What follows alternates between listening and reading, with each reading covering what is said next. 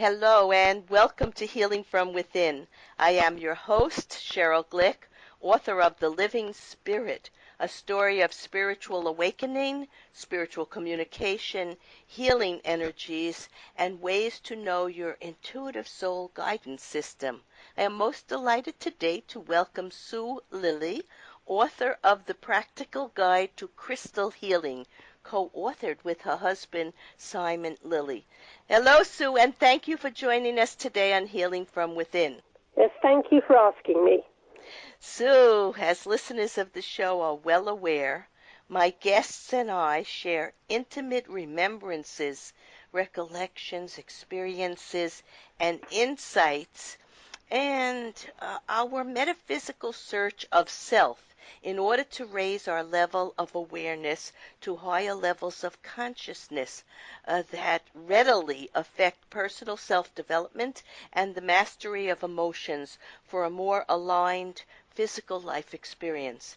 In today's episode of Healing from Within, Sue Lilly will share her expertise about crystals and the way they have been admired, used, and understood almost from the beginning of time.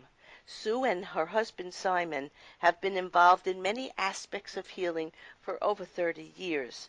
They have both studied crystal healing, color healing, flower essences, and kinesiology. Sue also practices soul and medical astrology. Sue, I always love to ask my guests to think back to childhood and remember a person, a place, or event, a value they may have held as a child that may have been a sign of the interests and work and lifestyle they would live as an adult. So think back for a minute to your earliest recollections. Well, interestingly, some of the things I remember from very young are books that were read to me or books that I read. And The Hobbit was a book that stuck in my mind. And I really, although he was evil in the book, I really liked the dragon Smaug. And that was a sign you were interested in perhaps the imagination or metaphysical or things that other people may have thought were just impractical, but to you they were very, very real. Is that Yes, correct? that's right. Yes. Yeah. I was that kind of kid also. Big dreams, big thoughts, and a big imagination. Now, when and where did you first encounter crystals? My first encounter with crystals was whilst I was doing a yoga teacher's course, and we had people on that course who used to cut crystals for Ra Bonivitz, or Ron Bonivitz as he's now known, and they invited him to come to talk to the students who were on the course. So this is now 1978. And so that was my first encounter with crystals. And what was it about him or the crystals that piqued your curiosity or made you thought, you had to learn more or know more about these? It was just that they were so beautiful. And because my training in my teenage years was in physics and chemistry, I was very interested in the geology of the crystals. And of course, in those days, there weren't masses of people selling crystals everywhere. They were very rare. So you just didn't see them all the time. There weren't crystal shops to be had. Yes, but when you saw these and listened to him, something about this struck a deep core in you, and you just wanted to know more. Now, it's very interesting, but crystal healing works through the interaction of the stones and your body's natural subtle energy. So, unlike modern medical treatments, the use of these stones, though they have no obvious scientific rationale or data, do have something to do with helping the body to clear and dispel negative electromagnetic impulses, because the body works on electric impulses, the heart and the brain. So the stones have some way, or crystals, of working with this whole system. And it's very interesting. When my daughter was little, she was a child actress, and she went in for an audition, and they asked her what she wanted to be when she grew up. And she said, a geologist, because I love to look at the stones, the colors and the shapes and the different sizes. And, I don't even know where that came from, because as you say, that was in about 1975, and there wasn't that much interest in that at No. that time. So instinctively, from within her, she had some kind of interest of her own, and she was a very talented, creative young personality. So I never forgot that. And, they didn't either, and she did get that job that time. So, they were used to people saying other things other than that. So let's go on to mankind's use of crystals and gemstones has always sort of appeared to exist between science and magic, practical rationality, and maybe poetic imagination. So tell us about that. How did you first use crystals after you became interested, and what were some of the results that you saw from dealing with people? Well, I first used crystals. I think some of the first crystals I bought, I know I bought a crystal pendulum, which I still have, and I started playing around with crystals, making shapes on the floor and sitting in it, making three-dimensional shapes with crystals and sitting in it. And of course this led on, as time went on, to some of the work that Simon and I did in practical uses of using crystals. So you saw that some patterns and geometric shapes that you were using the crystals in those patterns had more of an effect on helping people to release some of their stresses or some of their medical problems or perhaps emotional problems. It was Yes. by hit and miss, or were you trained No, by other people who were showing you how to set no. up some of these patterns?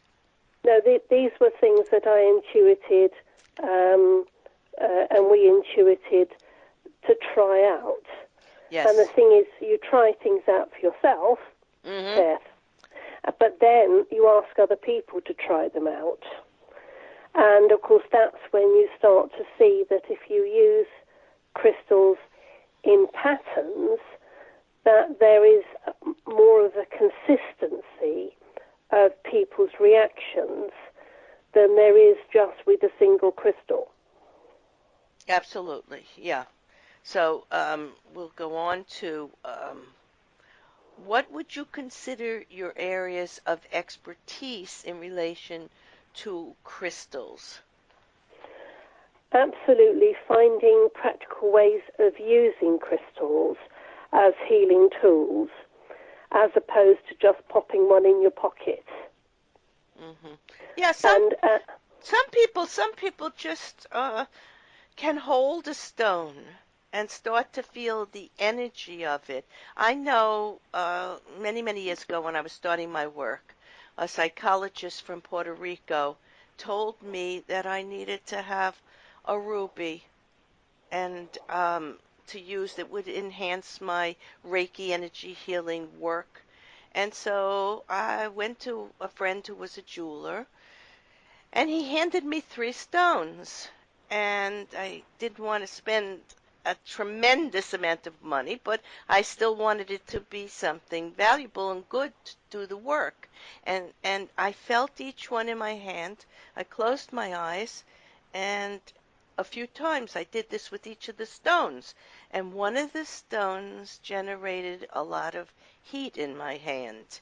I could feel the difference. So I selected that stone, and I've been wearing that ring ever since when I do work, because I was guided to do that, and it was suggested to me, and I followed through on it. And that's the first time I realized that stones do have a different vibration and quality. They may look alike, but they're not alike. Everyone is unique, just like people, right? Yeah, Just and that is most people's experience of crystals, gemstones, and stones. But my area of expertise, our area of expertise, is using patterns of stones that give consistent effect on people. So it's not something that is an individual reaction to a single stone, but is something that is a consistent across the board. And of course, if you're using crystals as a therapist, mm-hmm. it's actually quite handy to know techniques that you've got a fair idea what the outcome is going to be. And that's our area of expertise. Mm-hmm. I understand, yes.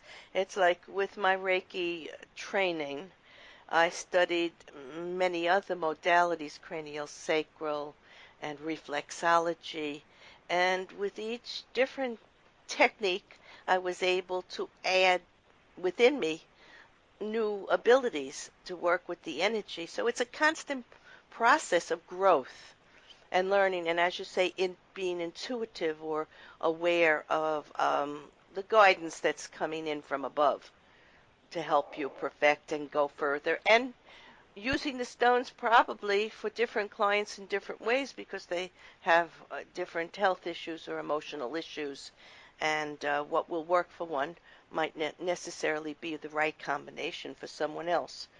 So that's very true. Now, when did you first start teaching crystal therapy?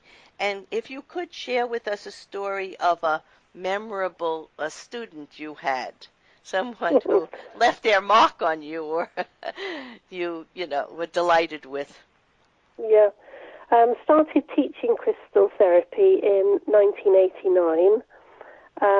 Simon and I started working for some people who were then running the Institute of Crystal and Gem Therapists. A couple of years after that, we actually took over from them. So we've been teaching crystal therapy for quite a long time now. There have been a lot of memorable events, as you can imagine, both as teachers over that time, but also as therapists over that time as well. And one of the things that came to mind as you were talking was we were teaching in Japan, and we had some students in a layout that we call the EarthNet. It's a pattern of 8 stones, and it's very, very good for anchoring people to the planet and realigning their bones and their muscles. And while some of the students were in this layout, we had an earthquake. Wow. And it was one of those when the floor looked as though it was a bit like the sea. Mm. It was very peculiar. And anyway, well, it didn't last very long, but the people who were in the nets didn't feel it. Interesting. The rest of us were sort of hanging onto the wall. So you know what it was? They were protected by the energy surrounding them in order to do the job that had to be done for them. Yeah. And it's like when I work with a client doing Reiki, and I say to them, you will be in this still, comfortable place. And even if a truck drives by outside or a book drops, you will not budge and you will not be affected by the vibration outside of the channel of energy that we are bringing healing, channeled through me to them. It's a similar type of thing. Oh, I find that really fascinating. Oh, Great. So, if we put aside the